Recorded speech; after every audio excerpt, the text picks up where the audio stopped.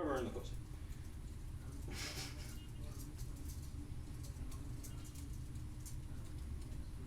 I'm making a video. I'll just send it to you. But I'm making a video using kind of that head style, you know, with the head. Here, let me forward it to you real quick. Get your take on it. I had to make it really quick, but I think I did all right.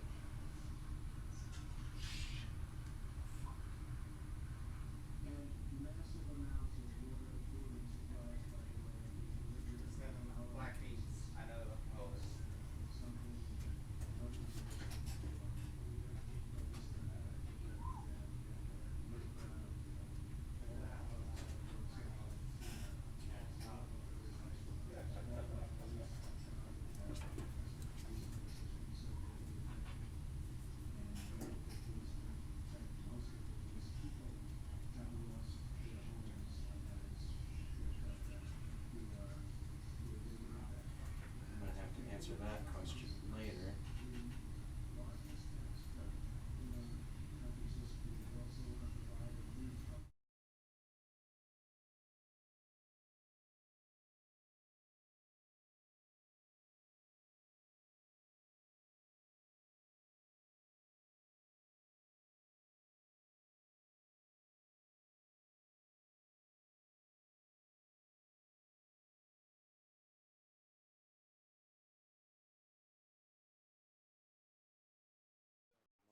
Police people have lost their homes, and it's been a tough go, but we're going to get it back.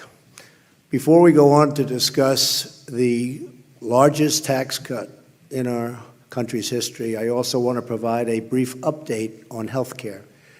We have the votes on Graham Cassidy, but with the rules of reconciliation, we're up against a deadline of Friday, 2 days. That's just 2 days. And yes vote, Senator, we have a wonderful senator, great senator, who is a yes vote, but he's home recovering from a pretty tough situation. And with so many great features, including all of the block granting, the money to the states, et cetera, our health care plan is really going to be something excellent. It's going to be better managed for the people that it serves. Having local healthcare representatives is far better than having healthcare managed from Washington, D.C. Not even a contest.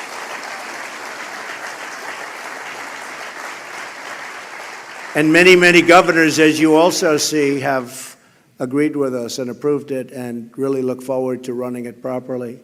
But again, because the reconciliation window is about to close, we have to wait a few months until it reopens before we take a vote. So we're getting all of the good signs from Alaska and the others to repeal and replace Obamacare. And I was hoping this would be put on my desk right after we won the election and I'd come in and sign, but it didn't work that way. There are a couple of people that I won't say anything. But early next year, when reconciliation kicks back in any event, long before the November election, we're going to have a vote, and we're going to be able to get that through, and I think we'll actually get it through very easily, and the time makes it easier. But speaking of reconciliation, the Republican Senate needs to get rid of the filibuster rule, which is blocking so many great legislative reforms the American people badly want and deserve. By the way, the Democrats, if they had the opportunity, which hopefully they won't for many years, they would get rid of it on day one. And most of you know exactly what I'm talking about. We're here today in Indiana to announce our framework to deliver historic tax relief to the American people.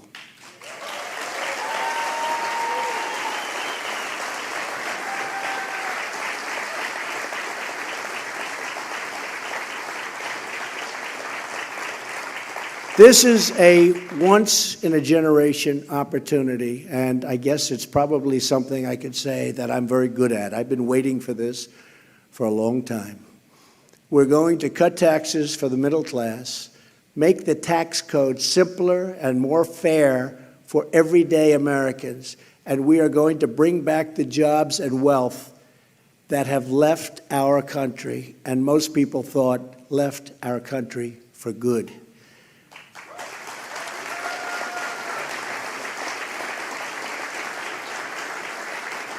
We want tax reform that is pro-growth, pro-jobs, pro-worker, pro-family, and yes, tax reform that is pro-American.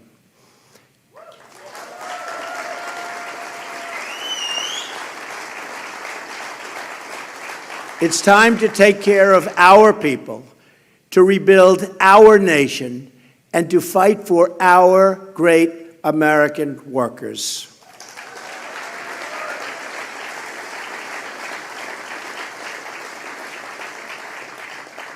Indiana is a tremendous example of the prosperity that is unleashed when we cut taxes and set free the dreams of our citizens. This state has claimed a powerful competitive edge built on low taxes and less regulation. And are we cutting regulation?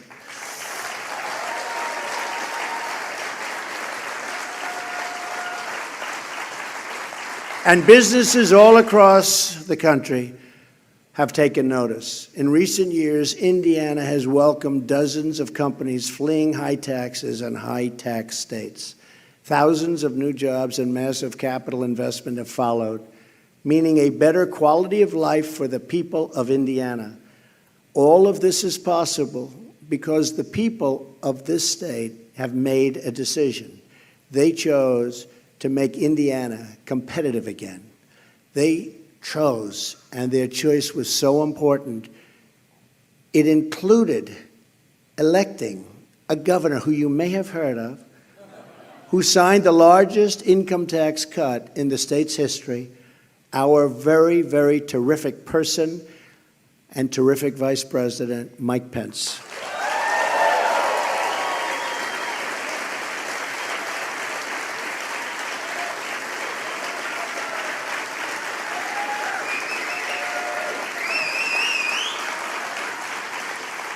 It's time for Washington to learn from the wisdom of Indiana. We need Washington to promote American jobs instead of obstructing them. That is what I've been working to achieve every day since I took office. That is what I talked about on the campaign trail.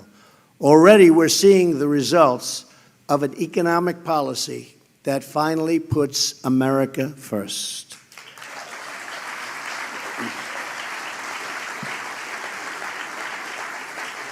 Unemployment is at a 16-year low. Unemployment for African Americans is near its lowest point since the turn of the millennium. It's really a fantastic thing to see. Wages are rising. Optimism among manufacturers has reached all-time highs. GDP growth last quarter reached 3%, way ahead of schedule. Nobody thought that was going to happen for a long time.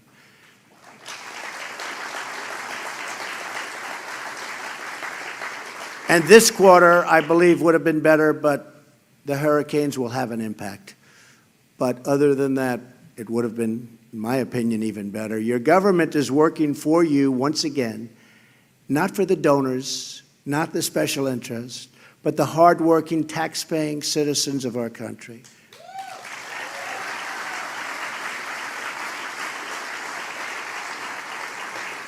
America is back on the right track, and I see so many red hats. Make America great again. That's what we're doing. Make America great again.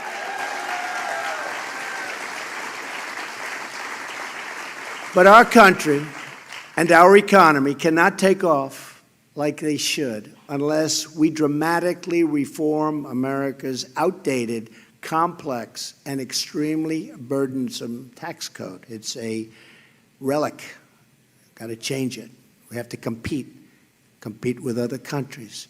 The current tax system is a colossal barrier standing in the way of America's economic comeback because it can be far greater than it's ever been.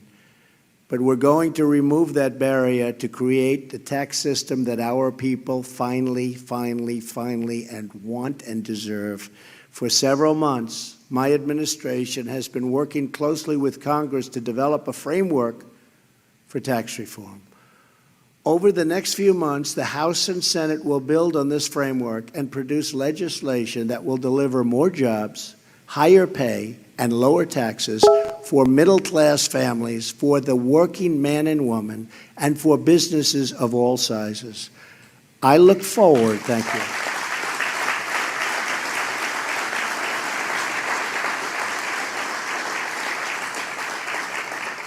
I look forward to working with Congress to deliver these historic tax cuts and reforms to the American people.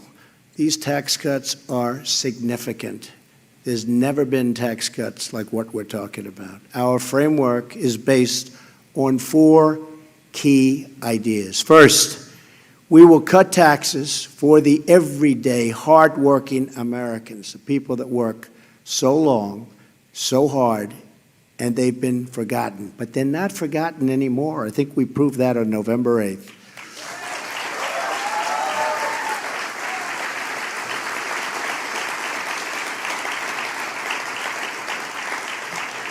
Under this framework, the first $12,000 of income earned by a single individual will be tax-free. And a married couple won't pay a dime in taxes on their first $24,000 of income. So a married couple up to $24,000 can spend their money on their family, on their children, on what they have to do. So much better. In other words, more income for more people will be taxed at a rate of 0.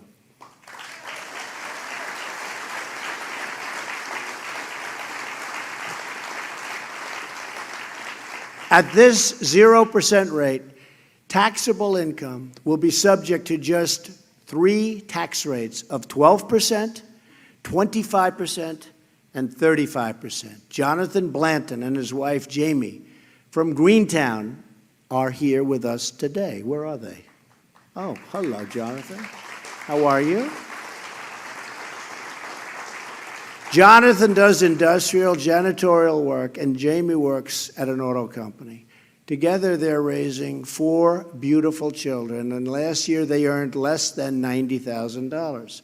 Under our tax plan, they would have saved more than $1,000 and could be substantially more, and that's just on federal taxes. So they would have saved at least $1,000. Middle-income families will save even more money with an increased child tax credit for children under the age of 17, which so many families have been calling for.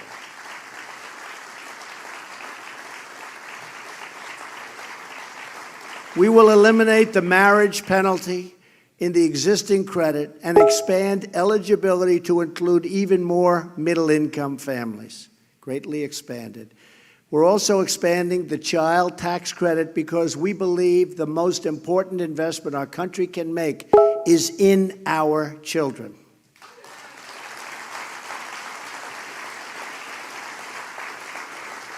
And this is just one more critical way that we're targeting relief to working families. In addition, under our framework, those caring for the elderly loved, and we love these people, but we're caring and we take such care of the elderly and other adult dependents will receive financial relief in the form of a $500 tax credit.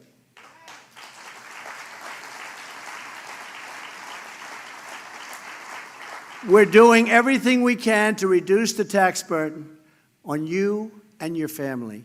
By eliminating tax breaks and loopholes, we will ensure that the benefits are focused on the middle class, the working men and women, not the highest income earners.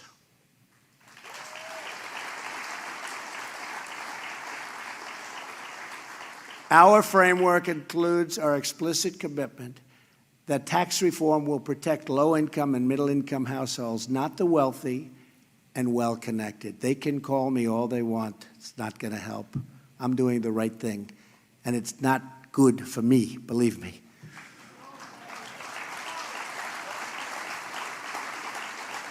But what is good for me, not only as president and legacy, what is good for me is if everything takes off like a rocket ship, like it should have for 20 years.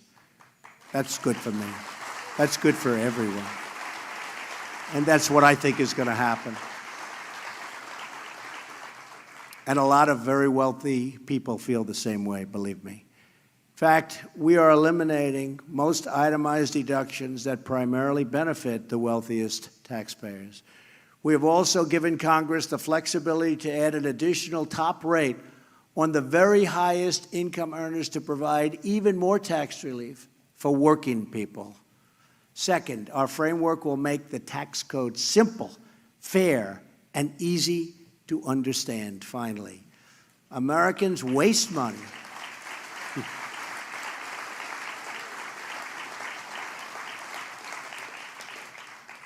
Americans waste so much money, billions and billions of dollars, and many hours each year to comply with our ridiculously complex tax code. More than 90% of Americans use assistance to prepare their taxes. Under our framework, the vast majority of families will be able to file their taxes on a single sheet of paper.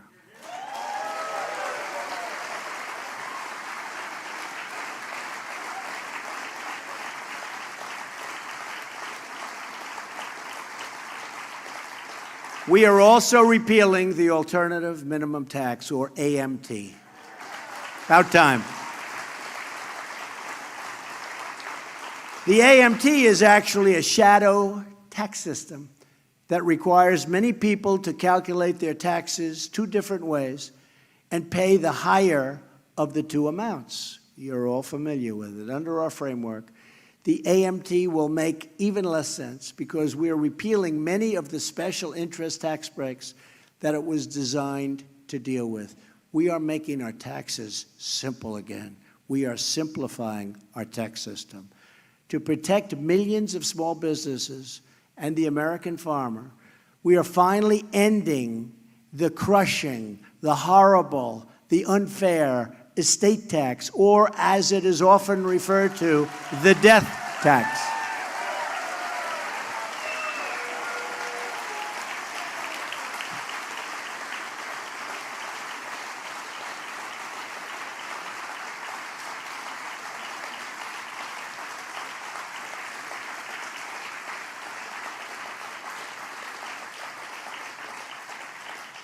That means, especially for all of you with small businesses that are really tremendous businesses, you'll be able to leave them to your family, and your family won't have to run out and do a fire sale to try and get the money to pay the tax, lose the business, ends up going out of business.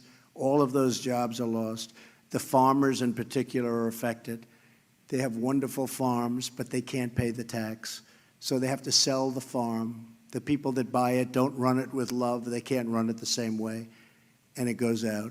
So that death tax is a disaster for this country and a disaster for so many small businesses and farmers, and we're getting rid of it.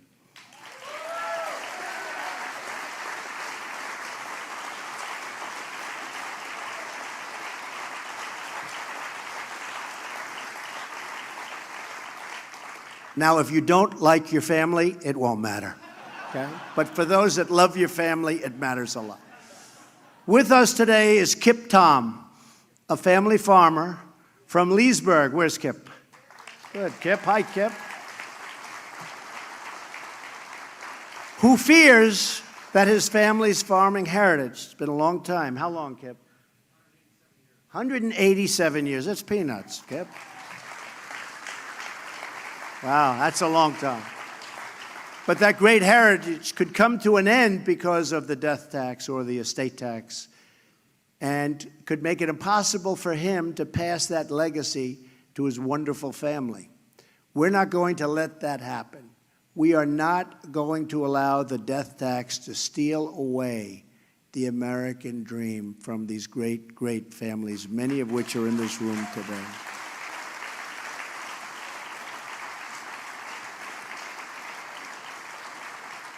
We will protect our farmers, our ranchers, and our small businesses, and we will make taxes simple, easy, and fair for all Americans.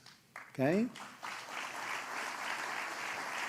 Third, we will cut taxes on American businesses to restore our competitive edge and create more jobs and higher wages for American workers.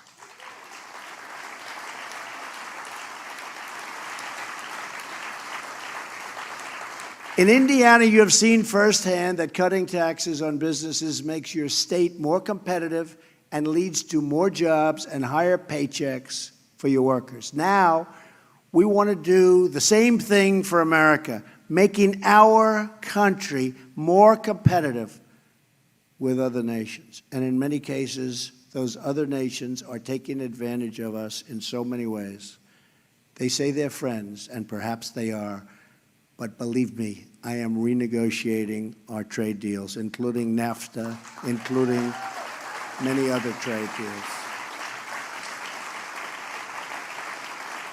And through regulation, all you have to do is look at the massive pipelines, Dakota Access. You take a look, 48,000 jobs immediately approved. So we're letting that happen. But in terms of the tax and the tax strategy that Ronald Reagan used to create an economic boom in the 1980s, when our economy took off, the middle class thrived, and the family income of all families was increasing more and more, and it was a beautiful sight to behold. Since then, other nations have adopted, unfortunately, our playbook and ran it even better than we did. And I shouldn't say even better, because we didn't run it well at all, and we let other nations come in and take advantage of us and take our jobs away and take our businesses out, and we're stopping that, and you see it right here, what we've done. Today, our total business tax rate is 60% higher than our average foreign competitor in the developed world. That's not good. We have surrendered our competitive edge to other countries, but we're not surrendering anymore. We're not surrendering anymore. Under our framework, we will dramatically cut the business tax rate so that American companies and American workers can beat our foreign competitors and start winning again.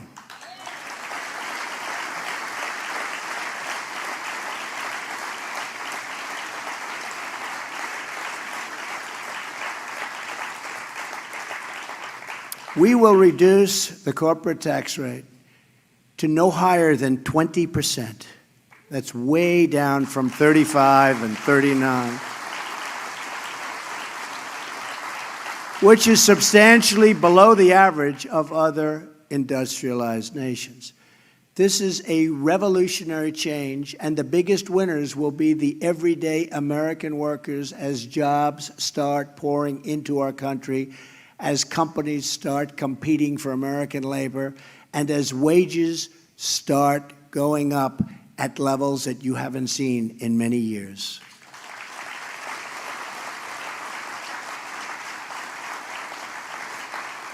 When our companies move to other countries, it's our loyal American workers who get hurt. And when companies stay in America and come to America, it's our wonderful workers who reap the rewards.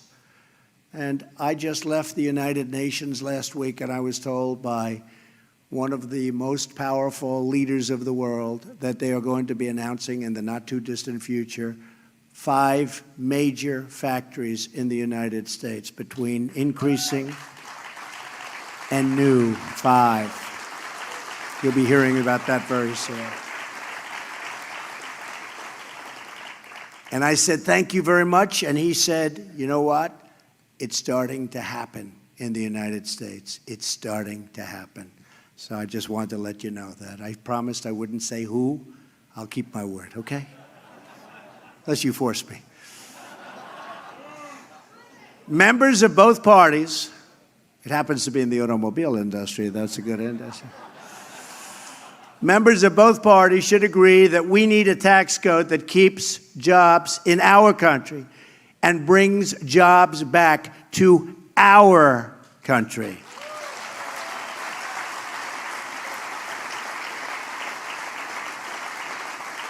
And for the millions of small businesses and farms that file their taxes as sole proprietors, S corporations or partnerships, we will cap the tax rate they pay at 25%, much lower.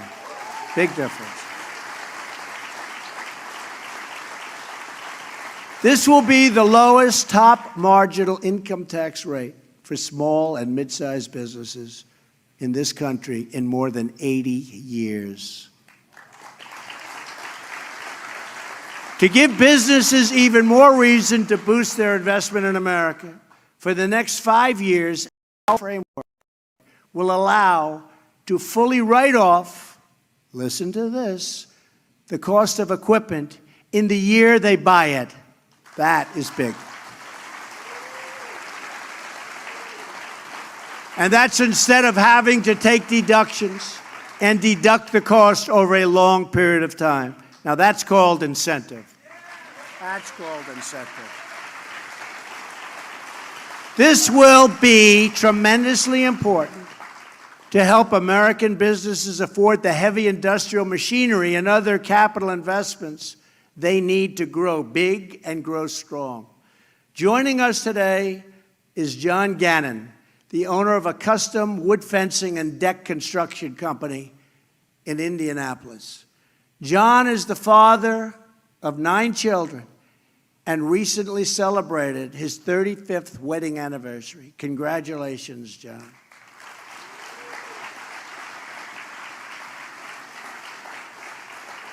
And John is in the fencing company, as you heard. And I'm just thinking, I have to mention this. You know, we have a fence around the White House. We have a fence around the White House. And they want to build a new fence. And I figured, you know, I'm pretty good at construction. I figured, I don't know, maybe $1 million, maybe $1.5 million.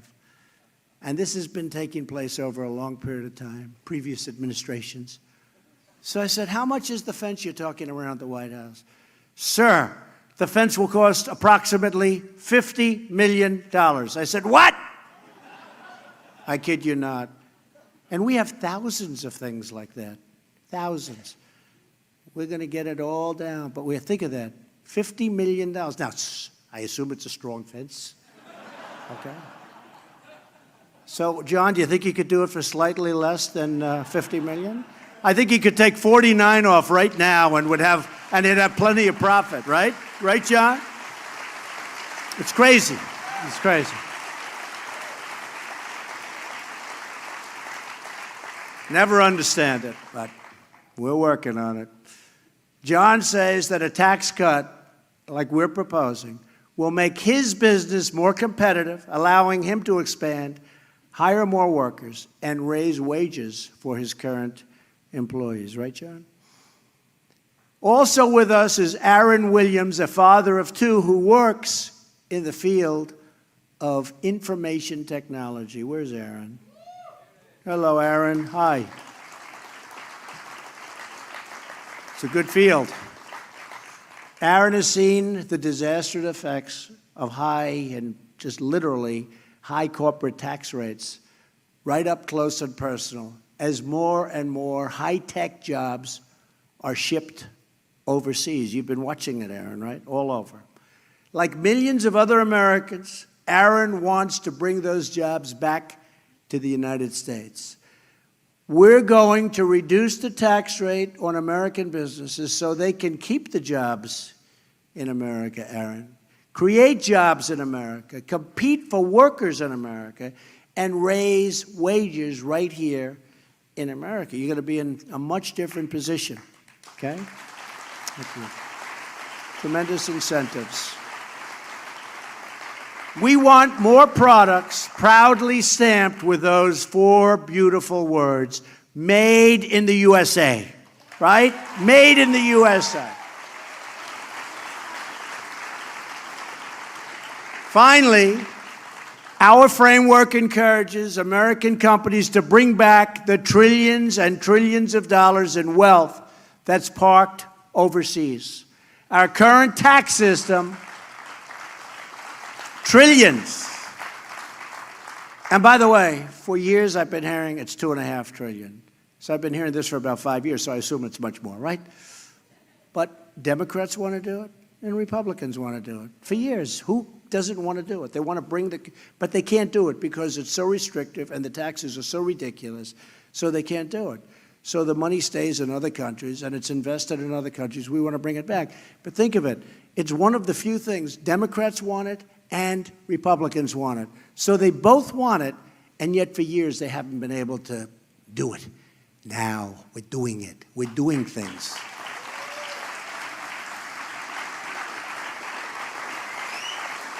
You know, it's one thing when we want a health care and they want a health care and there's a dispute, but here's something everybody wants and they can't do it. So you can tell you that there's a broken system in D.C., but we're getting it fixed I think, rather rapidly. You'll be seeing that over the next few months. Our current tax system makes us one of the few developed nations in the world to punish our companies when they bring wealth earned overseas back into our country. We're punishing them for bringing the money back in. As a result, corporations have parked many trillions of dollars in foreign countries, and many have incorporated abroad in order to avoid our punitive tax system altogether. And some companies actually leave our country because they have so much money overseas, so much, it's an incredible amount, that they move the company to get their money. We're going to let them bring the money back home.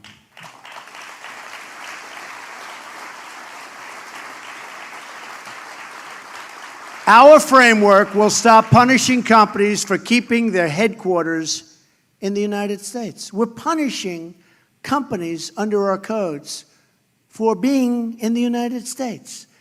We will impose a one-time low tax on returning money that is already offshore so that it can be brought back home to America where it belongs and where it can be put to work and work and work.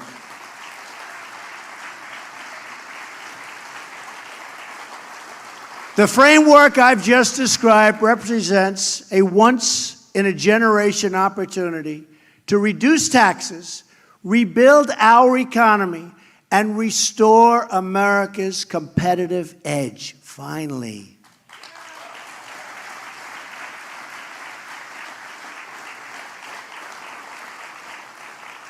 And I have to say, just before coming here, we released some of the details of the tax and the tax reform and the tax cuts, and it has really received tremendous, tremendous reviews. And if Senator Donnelly doesn't approve it, because, you know, he's on the other side, we will come here, we will campaign against him like you wouldn't believe.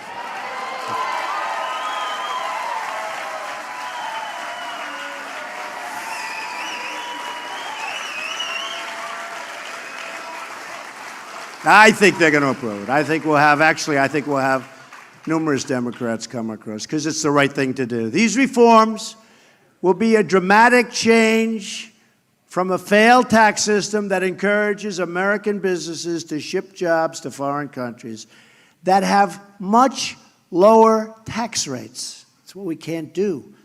Our competitors have much lower tax rates, but no longer. My administration strongly rejects this offshoring model, and we have embraced the new model. It's called the American model.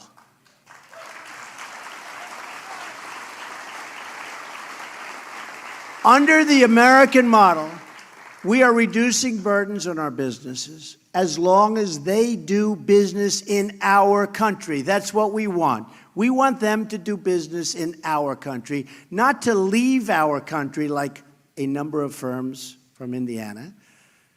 Some made some great promises to me, but those promises are only being partially kept because they're incentivized to leave, but now they're going to be incentivized to stay. And if that doesn't work, then we'll get even tougher than that, okay? We want our companies to hire and grow in America and to raise wages for American workers and to help rebuild American cities and towns. That is how we will all succeed together and grow together as one team, one people, and one American family. We want it to happen here.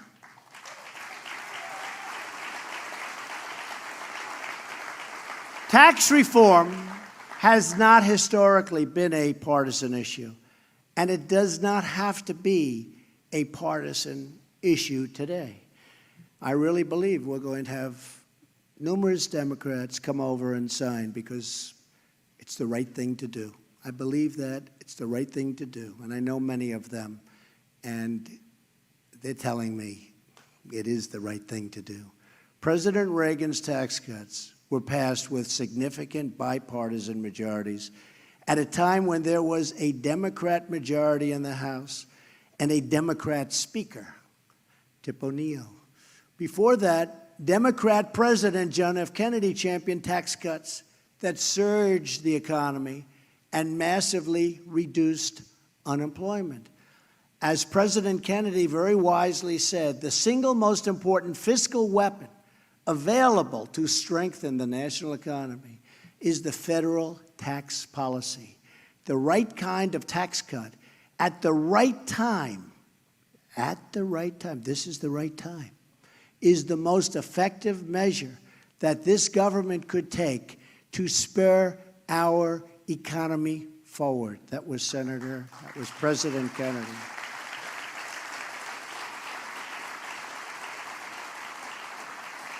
My fellow Americans, this is the right tax cut, and this is the right time.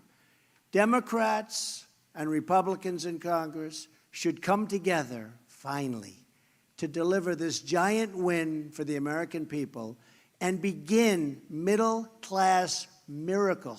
It's called a middle-class miracle once again. It's also called a miracle for our great companies, a miracle for the middle class, for the working person. I truly believe that many Democrats want to support our plan, and with enough encouragement from the American people, they will find the courage to do what is right for our great country.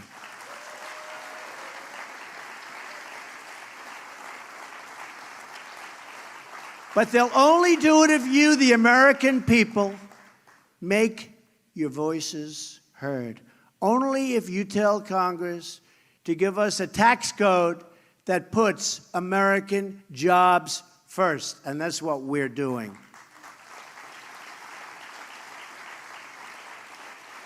History has proven time and time again that there is no power on earth more awesome than the will of the American people.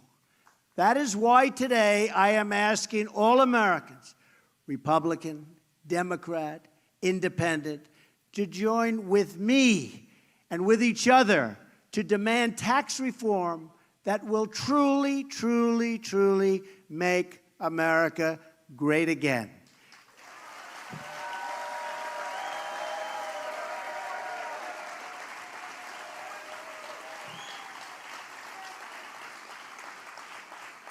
Call your congressmen, call your senators, let them know you're watching. Let them know you're waiting. Tell them that today is the day for decision, that now is the time to heal this self-inflicted economic wound, and that with their action, the future will belong to all of us. If you demand it, the politicians will listen. They will answer and they will act.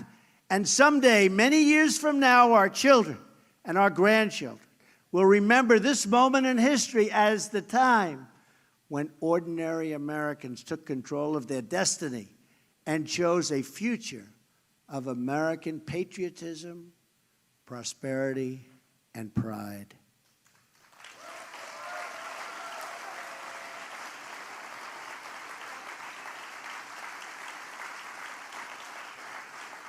With your help and your voice, We will bring back our jobs. We will bring back our wealth. And for every citizen across this land, we will bring back our great American dreams. Thank you. God bless you. And God bless the United States of America. Thank you. Thank you.